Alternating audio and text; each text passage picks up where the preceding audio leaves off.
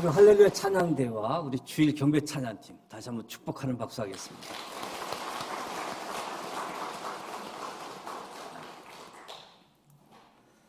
네, 겨울이 성큼 다가왔습니다. 우리의 인생의 겨울도 성큼 다가오게 되어집니다. 추수감사절, 결실의 계절, 감사의 계절을 우리가 보내고 있습니다. 여름은 우리 인간이 자연으로 나아가서 자연을 품에 안는 계절이지요. 그런가 하면 가을은 자연을 이제 우리 마음 안으로 끌어들이는 계절이라고 할 수 있습니다. 곡식과 과일들이 연그러 가기를 힘쓰듯 우리 사람은 생각을 안으로 깊이 해서 내 영혼의 연그름을 신경 써야 할 그런 계절이지요. 여름밤 하늘의 그 무한대 우주, 그리고 그 우주 바깥에 세계가 무엇이 있는가 돌렸던 그 눈을 이제는 우리 내면의 세계로 돌려야 할 그런 계절이라고 할 수 있겠죠. 우리는 오늘 시편의 이 신앙 고백을 다시 새롭게 나의 고백으로 고백하면서 주님께서 나를 보고 계셨다. 시편 139편 말씀은 하나님이 모든 것을 아신다. 모르는 것이 없으신 하나님. 하나님은 어디에든지 계시는 분. 하나님께 도망갈 수 있는 사람은 아무도 없다. 그리고 오늘 읽은 본문 말씀은 하나님이 나를 지으신 분이시다. 이 신앙 고백을 새롭게 했으면 좋겠습니다. 사복음서를 보게 되어지면 제자를 처음 부르실 때 재미있는 이야기가 있습니다. 처음 부름을 받았던 제자 베드로, 안드레, 필립 모두 갈릴리 지역 벳세데 마을의 친구들이었지요. 그들은 예수님과 첫 대면을 한 뒤에 나를 따라오너라. 제자로 받아주시는 축복을 받았던 사람들입니다. 그런데 빌립의 친구 가운데 나다나엘이라는 청년이 있었습니다. 나다나엘은 그 안에 거짓이 없고 간사한 것이 없는 참 이스라엘다운 청년이었다라고 성경은 소개하고 있지요. 빌립이 나다나엘에게 모세와 예언자들이 율법에서 말하고 우리가 기다리고 있는 메시아 예수님의 출현, 예수님의 이야기를 나누었습니다. 근데 나다나엘은 나사렛에서 무슨 선한 것이 나올 수 있단 말인가? 빌립의 이야기를 믿지 않으려고 했던 청년이었습니다. 이런 나다나엘이 예수님을 만나 뵙게 되었을 때에 예수님께서 빌립이 너를 부르기 전에 내가 무화과 나무 아래에 있는 것을 내가 보았다 말씀하십니다. 그러자 나다나엘은 예수님의 신통력, 예수님의 예진 능력이 압도되어져서 예수님 앞에 고개를 숙이고 엎드리게 되어집니다. 예수님이 다시 말씀하시지요. 내가 무화과 나무 아래에 있을 때에 내가 너를 보았다고 해서 믿느냐? 이것보다 더 큰 일을 내가 볼 것이다 라고 말씀해 주셨지요. 너의 친구 빌립이 너를 만나서 나에 대해서 말하기 전에 나는 이미 너를 보고 있었다. 예수님의 놀라운 말씀을 단순히 예수님의 신통력, 예지 능력, 텔레파시, 남보다 뛰어난 예수님의 능력이 출중하다. 이것을 말하기보다 더 깊은 신앙적 진리가 함축되어 있음을 보게 되어지는 거지요. 저와 여러분의 경험에서도 빌립이 너를 만나서 나에 대한 이야기하기 전에 저와 여러분 각자에게 있어서 빌립이라는 이름 대신 다른 사람의 이름이 기억날 수 있을 겁니다. 예수 그리스도의 이름을 듣고 예수님을 믿음으로 만나게 된 가정을 가만히 돌이켜보면 저와 여러분에게도 빌립에 해당되어지는 그 누군가가 있지 않습니까? 나에게 예수님을 소개해 준 사람. 그 사람은 나의 부모님이 될 수 있고 나의 친구가 될 수 있고 나의 이웃이 될 수 있고 어느 교회의 집사님인 경우일 수도 있겠지요. 나에게 예수를 소개해 준 사람. 그런데 그 모든 사람, 어떤 사람이 나를 예수에게 데리고 와서 소개하기 전에 주님께서 나를 보고 계셨다 라고 한다면 여러분은 믿으시겠습니까? 놀랍고 신비로운, 이해하기 어려운 사실일지라도 여러분은 믿으셔야지 됩니다. 예수님께서 오늘 새삼스럽게 저와 여러분의 이름을 부르시면서 내가 무화과 나무 아래에 앉아 있을 때에 내가 너를 보았다 말씀하고 계시는 겁니다. 그러니까 신앙은 내가 예수님을 선택한 것이 같아 보이지만 먼저 예수 그리스도께서 나를 부르셨고 나를 불러 선택하셨다는 거지요. 우리가 신앙생활을 하면서 신앙의 깊은 자리로 들어가게 되어지면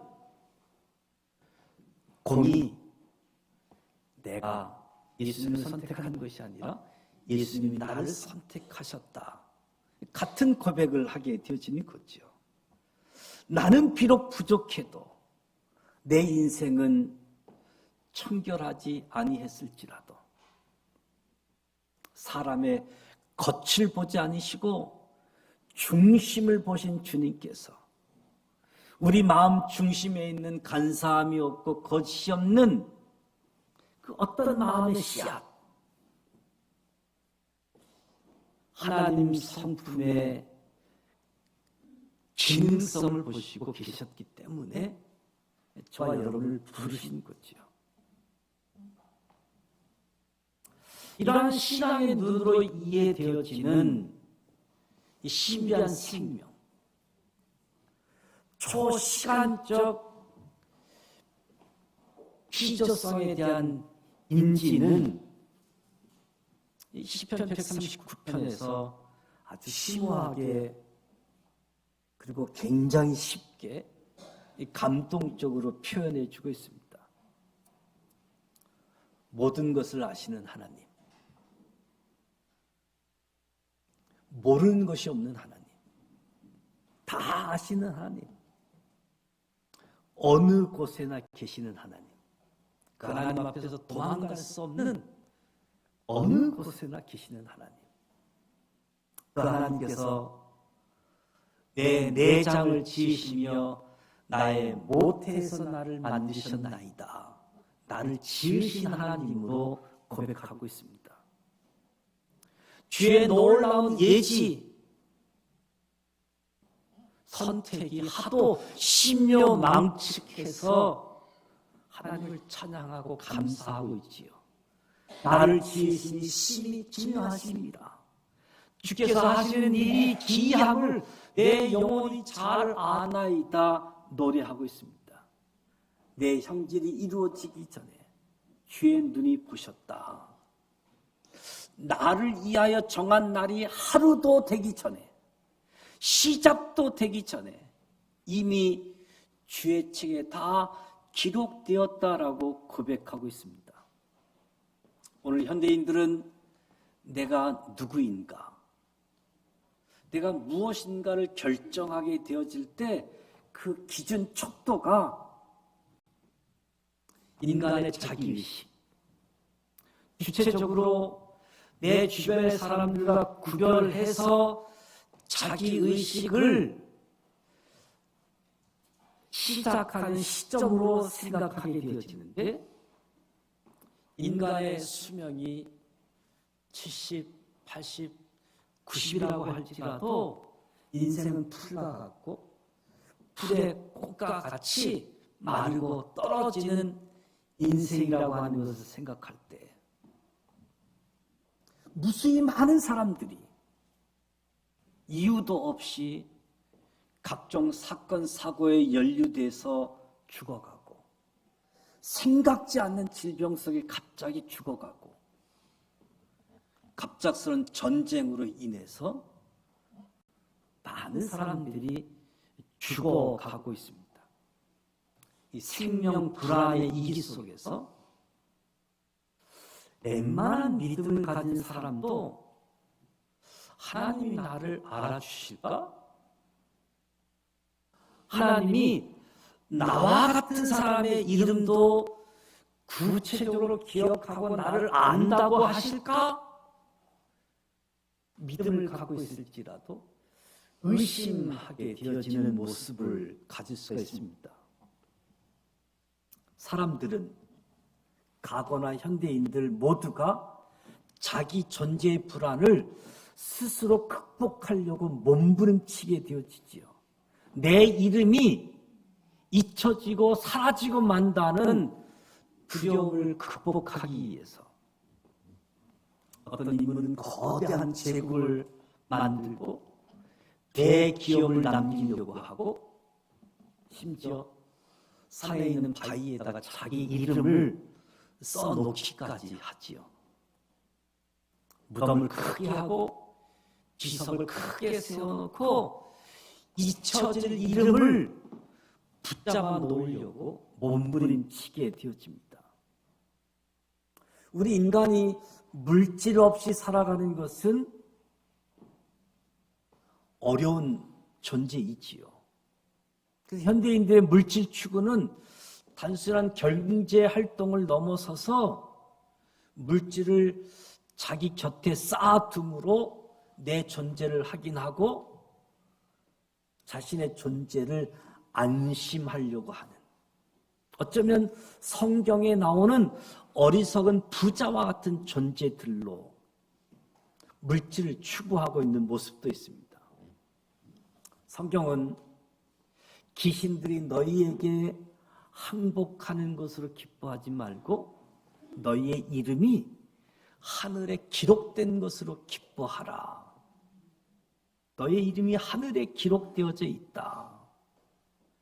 우리 존재가 영원하고 우리의 존재가 안전한 것은 오직 하나님 안에 있을 때임을 가르쳐주고 있는 거지요. 인생의 유한함, 인생의 덧없음,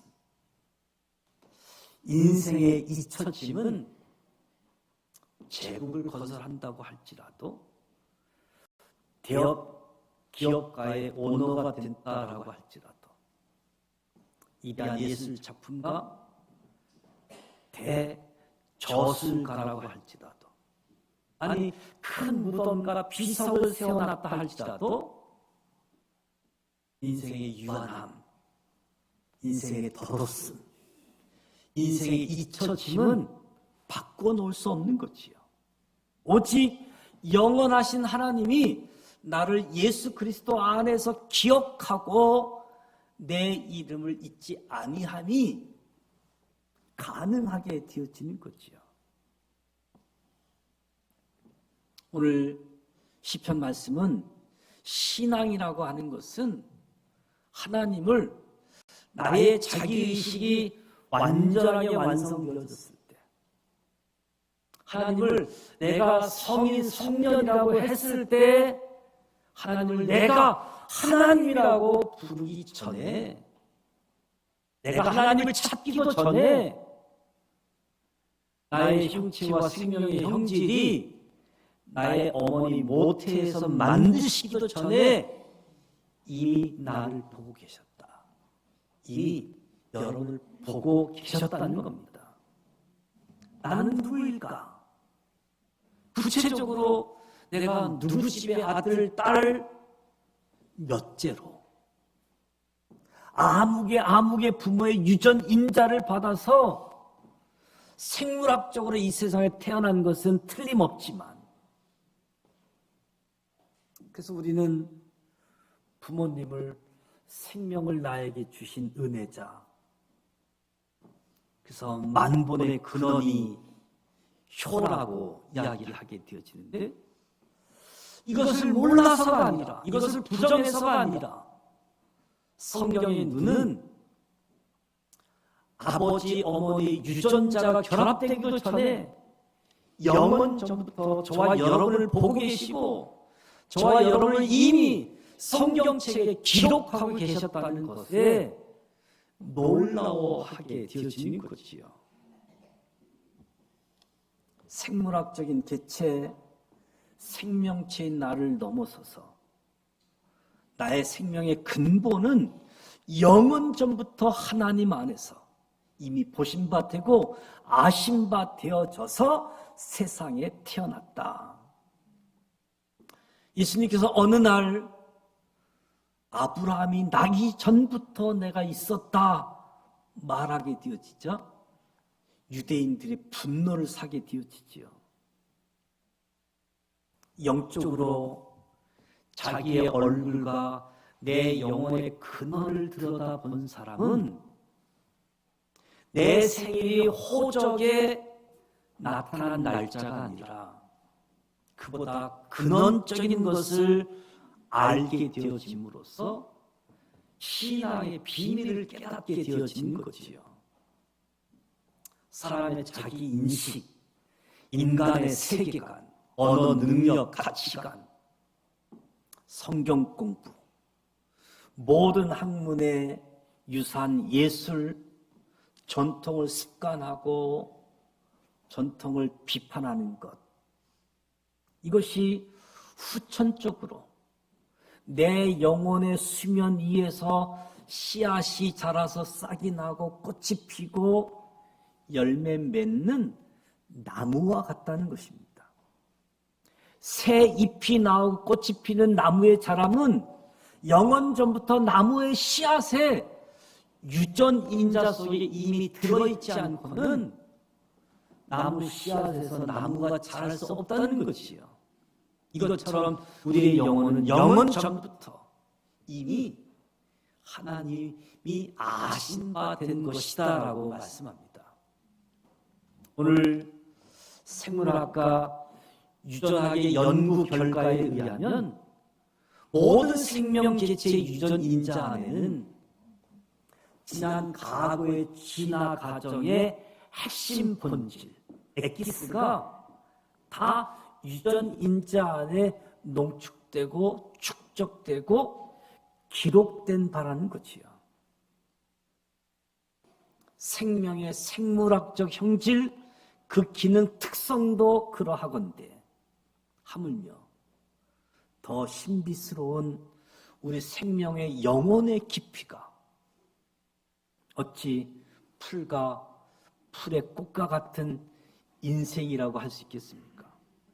저와 여러분이 정말 하나님을 믿는다라고 한다면 하나님께서 내 생명체의 형체가 내 어머니 모태에서 만들어지기도 전에 주님께서 나를 보고 계셨다. 이 신앙 고백까지 저와 여러분이 나아갈 수 있기를 축복합니다. 영원자 하나님, 거룩자 하나님, 신비자 하나님, 들풀과 같고 풀잎에 이슬 같은 나를 아신다는 깨달음과 고백이야말로 정말 놀랍고 두렵고 떨릴 만한 신앙의 체험이라고 할 수 있겠지요. 신앙생활하면서 이 사실을 깨달을 때 각종 두려움으로부터 해방되어집니다. 하찮은 우쭐됨, 열등의식에서 해방되어져서 자유함이 주어지게 되어지는 거지요. 2023년도 겨울이 성큼 다가왔고 인생의 겨울도 상큼 다가오고, 아니 한 해가 급히 지나가는 시점에서 어떤 두려움에, 어떤 우쭐감, 어떤 열등의식에 사로잡혀 있지는 않습니까? 모든 형태의 소유, 강박관념에서 해방되어져서 진정한 하늘의 평강을 누릴 수 있도록 모든 것을 아시는 하나님, 나와 함께 하시는 하나님, 나를 지으신 하나님, 그 하나님을 바라보면서 하나님이 주신 평강, 하나님이 주신 자유함이 우리 모두에게 있기를 원합니다. 2023년도 저물기 시작했습니다. 세상 주변의 시선, 남들과 비교하는 건 내려놓고 하나님을 바라보십시오. 나를 기억하고 나를 알고 계시는, 그저 나만 보지 말고 내 안에 계시는 예수님, 내 안에 계시는 성령님을 바라보면서 이제 하나님의 자녀로, 주님의 자녀로 살겠습니다. 이제 예수님의 제자로 살겠습니다. 예수님을 닮아가겠습니다. 신앙의 비밀, 주님께서 이미 저와 여러분을 알고 기억하고 저와 여러분의 인생의 계획을 가지고 계시다. 그 하나님을 기대하십시다. 그 하나님을 기대하면서 그 하나님을 바라보고 그 하나님을 의지하면서 우리에게 주어지는 그 시간들, 새로운 시간들, 주님과 함께하는 저와 여러분이 되시기를 주님의 이름으로 축복합니다. 기도합니다.